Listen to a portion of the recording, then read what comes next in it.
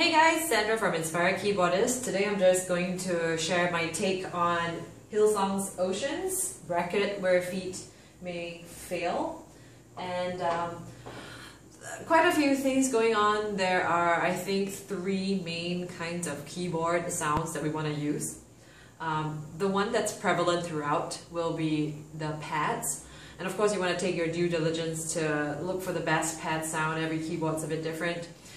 For my Yamaha Motif, I find the analog just the warmest and the least intrusive, because it's like there's basically no attack to any sound. So I'm gonna just pick this sound. You don't have to use analog. Go ahead and explore what's available and what sounds best with a combination of your band instruments and stuff.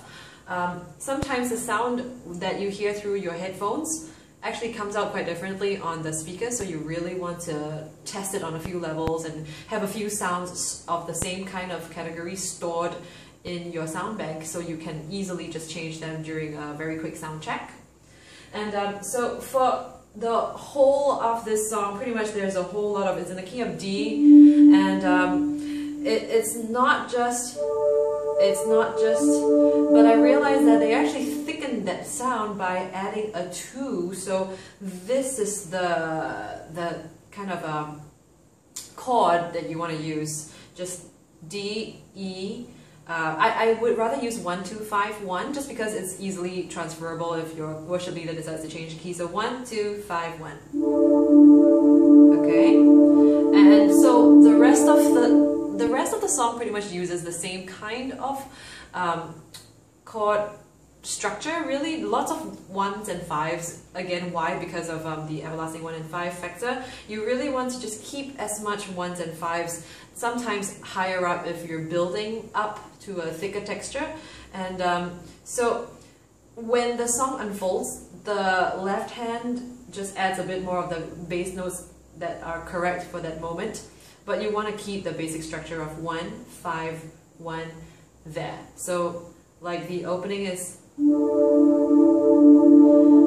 then the cello goes, and then when you change chords you can just add,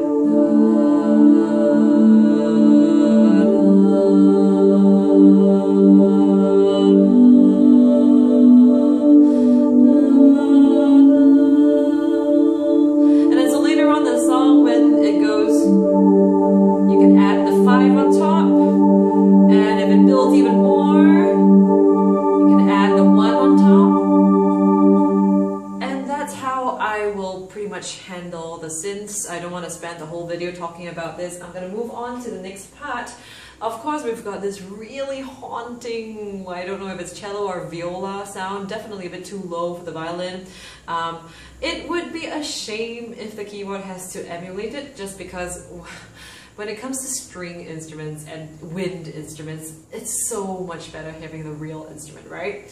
And so we're desperate because I only have a keyboard, so I'm just gonna go ahead and share with you what I've got. I'm going to use my preloaded sound right here. It is the cello. I've got a cello solo sound, and of course it starts with the... Now, the tricky thing about this part is you've got to count, just because there's nothing here, no drummer, no snare drum, no 4 clicks, nothing to give you that sense of pulse. You have to count the pulse on your own, and not just on your own pulse, but to really make sure the whole band is playing with the same pulse. So I highly suggest at this point, if everyone's just going to play the whole sustain thing, the pads are just going on, and the cellist is going to come in, please make sure somebody's like doing their due diligence of keeping the pulse, keeping it going on but not sounding it. So like maybe the nodding of the head and just keeping the pulse going. So in your brain you should really be counting 1, 2, 3, 4, 1, 2, 3, 4, 1, 2, 3, and then it happens in one more time, 1, and so that phrase repeats. Okay, so go ahead, put that together. I personally just can't stand the sound of a fake cello. So I really would rather spare you and I that agony of hearing that again. So here we go. I'm now going to move on to the piano sound, and of course it comes in at the second statement of the cello. So I'm just going to follow the recording.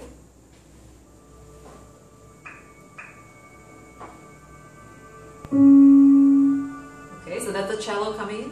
4, 1, 2, 3, 4, 1, 2. So the piano comes in right here.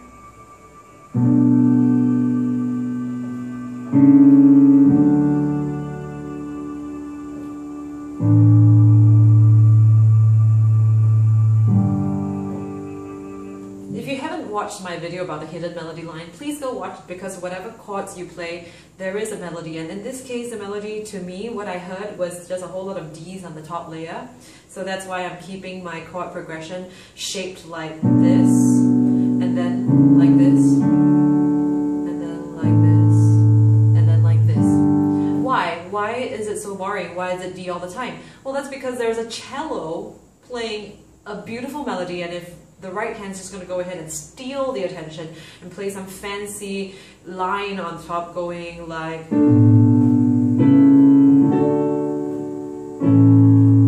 That's just going to steal the attention on the cello, so that's why it's keeping it relatively simple. And so the rest of the song goes on with that chord progression. I'm just going to keep playing.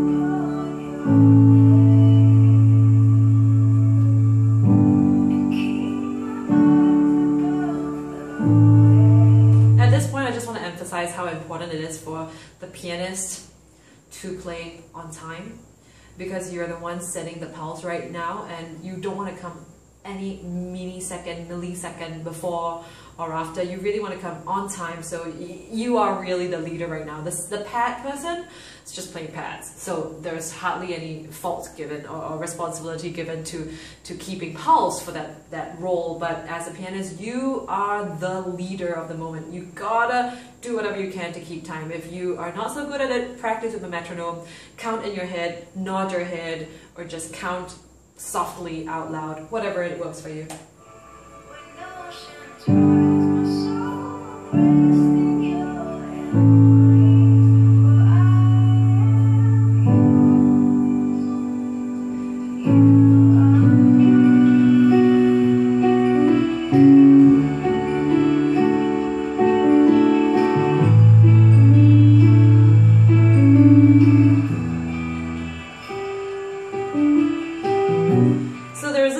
Part going on, which you may or may not want to find a nice bell sound on your keyboard. That's perfectly totally fine with me. Just to be sure, it's feel free to go one octave higher.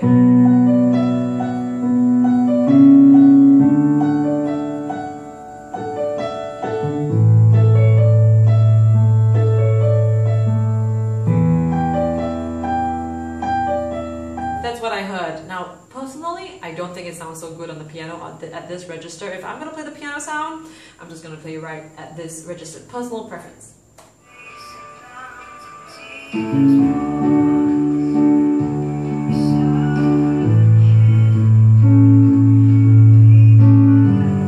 So this is the second verse, right? And you can hear that the drummer is doing something very different. So go ahead and match that. I'm doing it exactly the same for the next section, which is also different from the first time.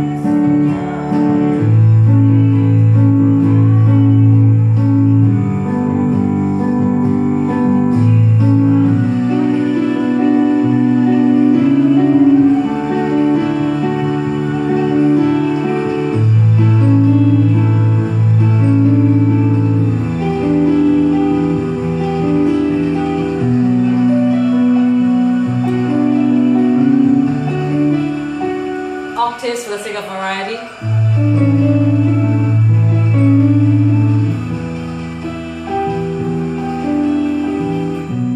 So here is the danger zone. Why danger zone? Everybody pulls out suddenly and it's just once again the keyboards.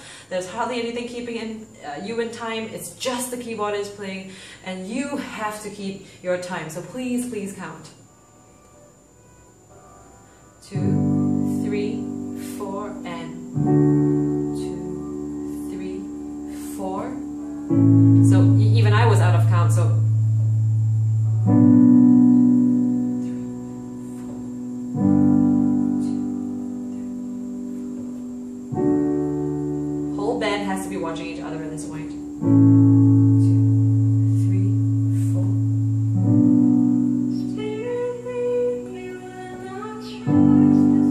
Okay, so this section onwards for the song, it's really repetitive. It's got the same thing going on and on again.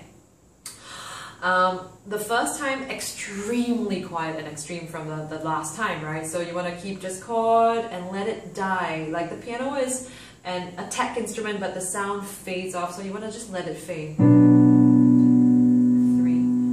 4, and a 1, 2, 3, 4, and a 1, 2, 3, 4, and a 1, 2, 3, 4, and a 1. So this is exactly what you have to think. Now sometimes it's hard to think because the 1, 2 is kind of far away. So what you want to do is to create in-betweens, like subdivide them into 1 and 2 and 3 and 4 and 1 and 2. That helps. That helps for songs that are slow and the 1s and the 2s and 3s are very far apart from each other. You want to create that subdivision. That really helps you to keep in time.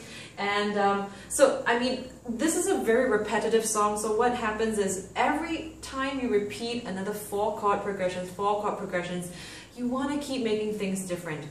The ear gets stale hearing the same register, same style. So every time you repeat, go to a different register, go to a different configuration, and I'm just going to show you a few bars, but I'm not going to finish the whole 9 minutes of the song.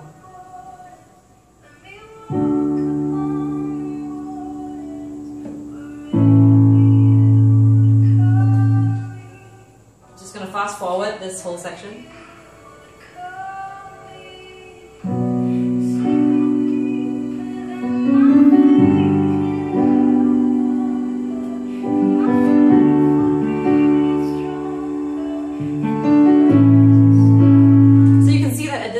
Which is slightly more, you know, I've actually jumped all the way from like 4 something minutes to 5, and so what you want to do is to just roll your chords a little bit more, just to add a bit of difference.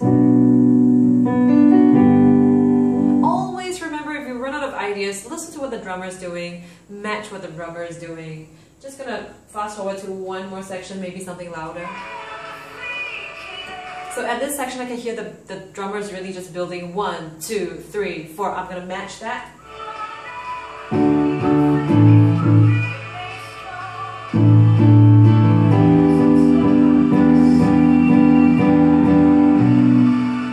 So here we have this synth pad going.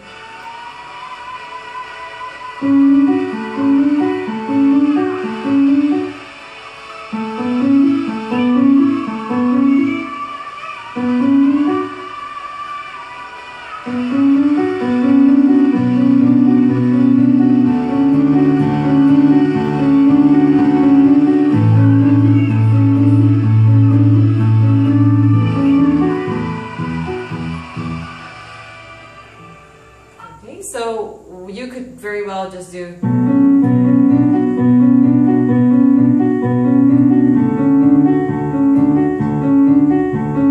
Feel free to take it one octave up as well. So I think the next one goes like.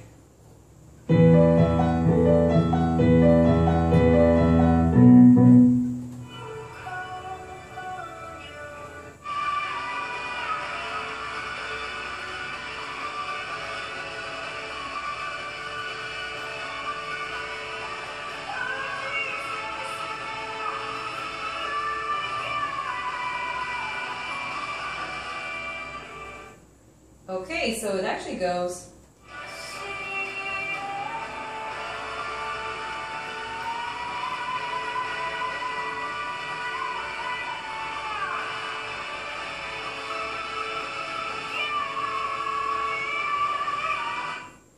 So the whole section there goes da, da, da, da. Oops. Da, da, da, da, da,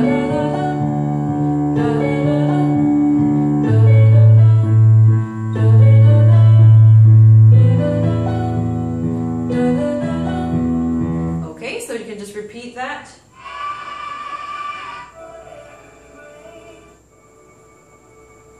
Okay, the rest of the song just ends with lots of very quiet, very peaceful pads. So go ahead and just give that a shot, and please give me a thumbs up and subscribe if this video helped you. Thanks so much for watching.